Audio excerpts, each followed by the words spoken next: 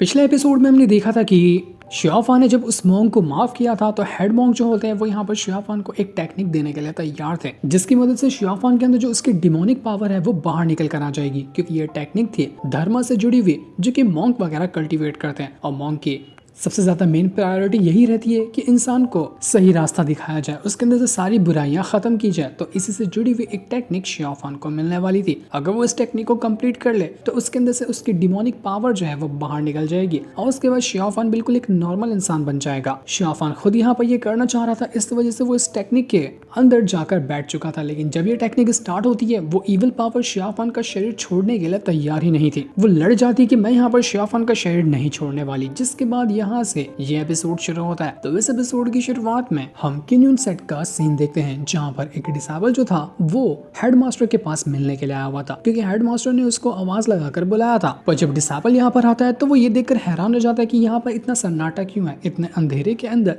Headmaster क्या कर रहे हैं। वो हेडमास्टर को आवाज लगाते हुए कहता है कि हेडमास्टर, मैं यहाँ पर आ चुका हूँ, आपने मुझे बुलाया था ना, तो बताइए कि आपको मुझसे क्या काम है। अगर कुछ आप मुझे बताना चाहते हैं तो मैं वो करने के लिए तैयार हूँ। तो हेडमास्टर कहने लग जाते हैं कि बताऊं मैं तुम्हें क्या करना है, तुम्हें खुद नहीं पता है कि तुम्हें क्या करना चाहिए। अब तो मेरी कोई औकात नहीं रहेगी ये तुम्हें बताने के लिए, क्योंकि तुम बहुत ज्यादा खुश होगे कि जब वो बीस्ट किंग मुझसे फाइट कर रहा था तो उस टाइम मेरी जान नहीं गई, मेरी जान उस टाइम बच गई। अगर मैं मर गया होता तो तुम्हारा प्लान कामयाब हो जाता, लेकिन मेरे जिंदा बचने की वजह से तुम्हारा प्लान फेल हो गया। ये सुनकर वो डिसेबल बिल्कुल हैरान रह चुका था। वो हेडमास्टर से कहता है कि हेडमास्टर, आप ये गलत सोच रहे हैं, मैं ऐसा क्यों चाहूंगा कि आपकी जान चली जाए। मैं तो आपके लिए अपनी जान देने को तैयार हूँ। मैं कभी सपने में भी नहीं सोच सकता कि आप मर जाते। आखिर आप इस तरह की बात मुझसे क्यों कर रहे हैं, मैंने तो ऐसा कुछ भी नहीं सोचा है। तो हेडमास्टर कहने लग जाते कि देखो, तुम अभी भी प्लान बना रहे होगे कि तुम मेरी जान ले लो। अगर मैं मर जाता हूँ तो मेरे बाद मेरी जो लीडर वाली पोजीशन है किन्यून सेट की, वो तुम्हारे पास ही जानी है। तो तुम इसी के लिए ये काम कर रहे हो ना। साफ पता चल रहा था कि हेडमास्टर थोड़ा सा सठिया चुके हैं और उनके मन में जो भी आ रहा है वो किसी को भी कुछ भी कहते जा रहे हैं। लेकिन वो डिसेबल अभी इस बात से अनजान था कि अभी हेडमास्टर की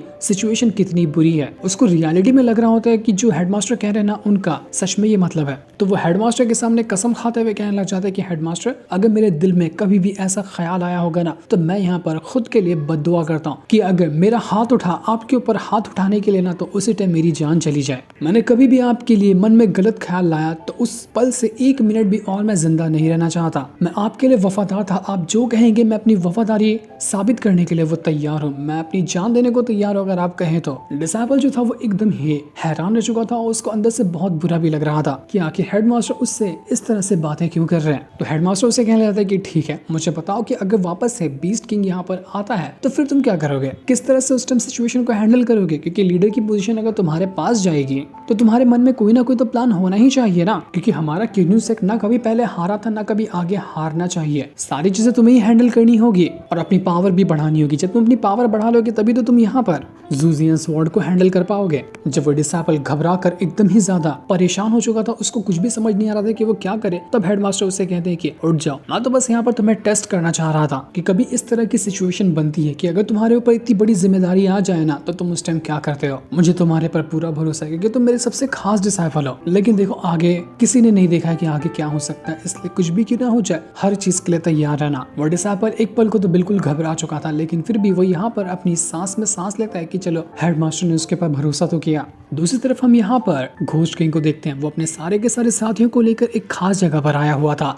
ये जगह काफी ज्यादा टूटी फूटी और बंजर जैसी नजर आ रही थी और ये जगह होती है खास तरह के रिचुअल को अंजाम देने की, क्योंकि आज लाल चांद वाली रात थी और आज ही के दिन यहाँ पर वो घोस्ट किंग जो था एक खास तरह के फॉर्मेशन को क्रिएट करने वाला था, जिस फॉर्मेशन को वो बहुत टाइम से बना रहा है। और अगर यहाँ पर उसका फॉर्मेशन क्रिएट हो जाता है तो एक बहुत ही ज्यादा पावरफुल ड्रैगन जो है वो यहाँ पर मर्ज होगा डिमोनिक पावर से। और तब यहाँ पर जैसे वो ड्रैगन आएगा, वो ड्रैगन बात मानेगा घोस्ट किंग की और उस ड्रैगन की पावर का इस्तेमाल करते हुए घोस्ट किंग जो है वो हर तरफ तबाही मचाते हुए हर तरफ राज करने की कोशिश करेगा। वो ह्यूमंस का खात्मा करने का प्लान बना रहा था। ये प्लान उसका सेकंड सीजन में भी चल रहा था, जब उसके पास कुछ पावरफुल बीस्ट वगैरह थे और उनकी मदद से वो एक खास तरह का फॉर्मेशन क्रिएट करता था ना। तो वही फॉर्मेशन को आज टेस्ट करने की बारी थी कि अगर यहाँ पर वो फॉर्मेशन कंप्लीट किया जाता है तो क्या यहाँ पर वो ड्रैगन स्पिरिट आती है या नहीं आती है, क्योंकि आज पूरे चांद की रात थी तो उनके हिसाब से आज ही यहाँ पर वो ड्रैगन स्पिरिट बननी चाहिए। एक बार ड्रैगन स्पिरिट घोस्ट किंग को मिल गई तो उसके बाद वो इतना स्ट्रांग हो जाएगा कि फिर उसका मुकाबला करना बहुत ज्यादा मुश्किल होगा।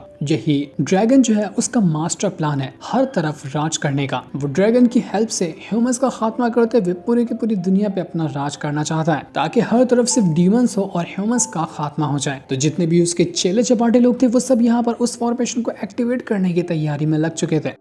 दूसरी तरफ हम शियाफान को देखते हैं, वो अभी भी यहाँ पर अपनी खुद की डिमोनिक पावर से लड़ रहा था क्योंकि फॉर्मेशन जो बनाया गया था उसके अंदर से डिमोनिक पावर बाहर निकालने के लिए वो फॉर्मेशन तो टूट चुका था। तो डिमोनिक पावर अब पूरी तरह से शियाफान को अपने कंट्रोल में ले रही थी ताकि पूरी तरह से उसके ऊपर कंट्रोल ले ले तो उसके बाद उसको बाहर निकालना इम्पॉसिबल होगा। पर तब भी वहां पर बुद्धा की जो पावर थी वो शियाफान के अंदर जा रही थी, जो यहाँ पर लड़ रही होती उसे डिमोनिक पावर से। वो बुद्धा की आवाज जो थी वो शियाफान को आ रही थी और वो आवाज ये कह रही होती कि बुद्धा टेक्निक हासिल करने के लिए एक मॉन्क के रास्ते पे चलने के लिए ना कुछ स्टेप्स हैं जो तुम्हें फॉलो करने पड़ते हैं। बुद्धा की कल्टीवेशन वही इंसान हासिल कर सकता है जो कि एक अच्छा इंसान हो, दिल से ईमानदार हो, हमेशा अच्छाई के लिए लड़ने वाला हो और जब भी वो अपनी स्वॉर्ड उठाए उसकी स्वॉर्ड सिर्फ अच्छाई के लिए चलनी चाहिए। धीरे धीरे करते हुए बुद्धा की जो पावर थी वो शियाफान के अंदर जा रही थी, जिस वजह से वहां पर एक और शियाफान बनकर सामने आ जाता है। ये शियाफान था वो लड़ रहा था उसे डिमोनिक पावर से ताकि डिमोनिक पावर को रोक कर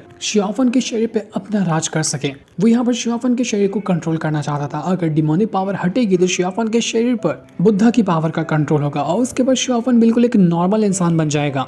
लेकिन डिमोनिक पावर ये होने देना नहीं चाह रही थी। वो बुद्धा की पावर को डिस्ट्रॉय करने की कोशिश कर रही होती है, लेकिन तब वहां पर हेवन की जो पावर है जो पहले से शियाफान के पास है वो भी आ जाती है। अब एक तरफ बुद्धा की पावर थी तो दूसरी तरफ हेवन की पावर थी। ये दोनों यहाँ पर डिमोनिक पावर को रोकने में लगे हुए थे, पर डिमोनिक पावर इतनी स्ट्रॉन्ग होती कि वो यहाँ पर दोनों की दोनों पावर को आसानी से कंट्रोल कर रही थी और वो दोनों पावर मिलकर भी डिमोनिक पावर का कुछ नहीं बिगाड़ पाते। बाहर जितने भी मॉन्क मौजूद हैं वो अपनी पावर का इस्तेमाल करते हुए डिमोनिक पावर को रोकने की कोशिश कर रहे थे ताकि शियाफान को होश में लाया जा सके, क्योंकि अगर यहाँ पर शियाफान अपना कंट्रोल खो देगा तो वो बिल्कुल ही पागल हो जाएगा। तो हेड मॉन्क जो होते हैं वो तुरंत यहाँ पर आते हैं और अपनी पावर का इस्तेमाल करते हुए शियाफान को कंट्रोल करने की कोशिश कर रहे थे, क्योंकि डिमोनिक पावर गुस्से में आकर शियाफान के माइंड के ऊपर अपना कंट्रोल ले रही थी। और अगर ये हुआ तो शियाफान पूरी तरह से पॉसेस हो जाएगा शियाफान उसी डिमोनिक पावर के अंदर। वो शियाफान से कहते हैं कि शियाफान ध्यान लगाओ खुद पर, खुद को कंट्रोल में लाने की कोशिश करो। तुम यहाँ पर ना तीन पावर से अकेले लड़ रहे हो, तुम्हारा शरीर भी हेवन की पावर को, बुद्धा की पावर को, डिमोनिक पावर को, तीनों को एक साथ रोके हुए। अगर ये आउट ऑफ कंट्रोल हुआ ना तो बहुत बड़ी तबाही हो जाएगी तुम्हारे लिए। तुम्हें खुद पर ध्यान देना, तुम्हें खुद को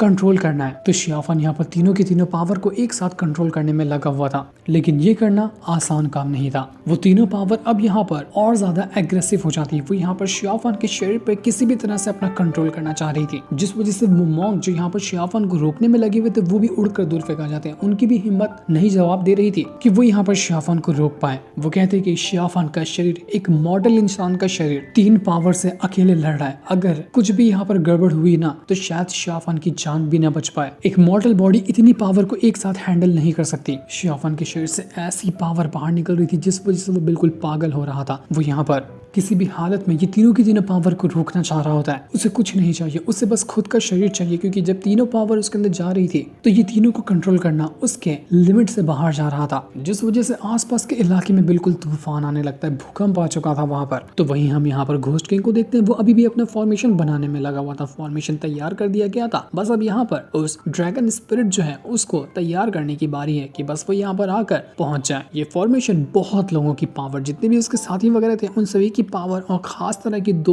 पावरफुल स्पिरिट है उनको मिलाकर बनाया था। घोस्ट किंग अपना कॉल्ड्रन बाहर निकाल लेता है जो कि एक खास तरह का फर्नेस होता है। तो अब इस फर्नेस के अंदर जितने भी साथी वगैरह हैं जो खुद का सैक्रिफाइस करेंगे, अपना सब कुछ कुर्बान करेंगे उस ड्रैगन के लिए, उनकी पावर जाएगी। और उसी के साथ साथ 2 खास तरह के बीस्ट की स्पिरिट जो कि पहले से ही घोस्ट किंग ने हासिल कर लिया था सीजन 2 के ही अंदर, तो वो उनको भी सैक्रिफाइस करने वाला था। अब यहाँ पर इतनी चीज जब आपस में मर्ज होगी और इतना बलिदान जाएगा तो इसके बदले यहाँ पर वो ड्रैगन जो हो सकता है आ जाए। सबसे बड़ा रिस्पेक्टर यही था कि अगर यहाँ पर कुछ भी गड़बड़ होती है तो सब कुछ खत्म हो जाएगा। इतने टाइम का इतना बड़ा प्लान जो कि घोस्ट किंग ने बना कर रखा है वो सारा का सारा प्लान खत्म हो जाने वाला है। अगर कुछ भी गड़बड़ होती है तो, लेकिन वो कुछ गड़बड़ होने देगा नहीं होने देगा। वो यहाँ पर अपनी पूरी जान लगाए हुए था कि किसी भी हालत में वो यहाँ इस फॉर्मेशन को तैयार करके ही रहेगा। यहाँ पर फॉर्मेशन तैयार हो रहा था तो वहीं वहां पर लाल चांद जो होता है वो पूरी तरह से अपनी चरम सीमा पर जा चुका था। लाल चांद की वो जो पावर होती है वो यहाँ पर इस फॉर्मेशन को और ज्यादा स्ट्रॉन्ग बनाने में हेल्प कर रही थी, क्योंकि ये परफेक्ट सिचुएशन थी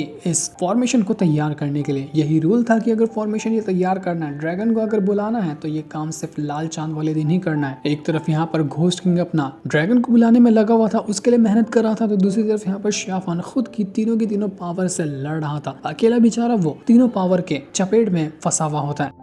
शियाफान कहता है कि बुद्धा पावर जो है वो चाहती है कि मैं यहाँ पर सब कुछ भुला दूं, सब कुछ खत्म कर दूं और एक नए तरह से अपनी जिंदगी की शुरुआत करूं। हेवन की पावर जो है वो मेरे शरीर के ऊपर इसलिए कंट्रोल करना चाहती है कि मैं हेवन की बात मानूं, हेवन की कल्टीवेशन फॉलो करूं और हेवन जो कहेगा उसी रास्ते पे चलूं। और तीसरी डिमोनिक पावर ये चाहती है कि मैं यहाँ पर इतना बुरा इंसान बन जाऊं कि हर एक इंसान को जान से मार डालूं, जो मैं चाहूँ वो करूँ और जितने भी मेरे दुश्मन है उन सभी का अस्तित्व मिटा दूं। ये तीनों की तीनों पावर मेरे ऊपर कंट्रोल हासिल करना चाहती है, लेकिन असल में मुझे इससे होगा क्या? मेरा इससे कौन सा फायदा है? कोई फायदा नहीं है मेरा। तो आखिर मैं इन तीनों रास्ते को क्यों चलूं? मैं शियाफान अपना खुद का नया रास्ता बनाऊंगा। जब तीनों पावर को मेरे लिए लड़ना है ना, तो मुझे तीनों पावर नहीं चाहिए। ना मुझे हेवन की पावर चाहिए, ना बुद्धा की पावर चाहिए, ना ही ये डिमोनिक पावर चाहिए। मैं अपना खुद का रास्ता बनाऊंगा और उसी रास्ते पे चलूंगा। तो वो खुद के अंदर से वो जो तीनों की तीनों पावर थी उसको बाहर निकाल कर फेंकने की कोशिश कर रहा था कि मुझे कोई पावर नहीं चाहिए, मुझे कुछ भी नहीं चाहिए, मुझे बस एक सुकून की जिंदगी चाहिए। तो देखते ही देखते यहाँ पर जितनी भी पावर थी वो सब खत्म हो जाती है। शियाफान ने अपनी ताकत का इस्तेमाल करते हुए तीनों की तीनों पावर को डिस्ट्रॉय कर दिया था, जिस वजह से वहां पर होता है एक बहुत ही भयंकर धमाका और तीनों की तीनों पावर यहाँ पर आपस में जाकर मर्ज होने लग गई थी, जिस वजह से एक मिस्टीरियस पैटर्न वहां पर क्रिएट हो रहा था। तो वहीं घोस्ट किंग जो होता है वो यहाँ पर अभी भी अपना फॉर्मेशन क्रिएट करने में लगा हुआ था, लेकिन जैसे उसका फॉर्मेशन तैयार क्या हुआ था कि इससे पहले ही आसमान से एक अजीब तरह की पावर बाहर निकल कर आती है। वो पावर बहुत ज्यादा स्ट्रॉन्ग थी और जैसे वो पावर बाहर निकल कर आई थी, जितना भी वो फॉर्मेशन बना रहा था वो उस फॉर्मेशन को डिस्ट्रॉय करने में लग जाती है ताकि इस फॉर्मेशन को तोड़ दिया जा सके। जो भी लोग ये चीज देखते वो लोग हैरान हो जाते कि ये क्या हो रहा है, कौन यहाँ पर आ रहा है जो हमारे फॉर्मेशन को तोड़ने की कोशिश में लगा हुआ है। किसी को कुछ समझ नहीं आ रहा था कि आखिर ये है कौन जो यहाँ पर आया है। तो घोस्ट किंग जो होता है वो कहने लग जाता है कि जहाँ तक कि मेरा ख्याल जा रहा है ना, यहाँ पर किसी पुराने एंसेस्टर या बहुत टाइम पहले के पावरफुल कल्टीवेटर होंगे, उन्होंने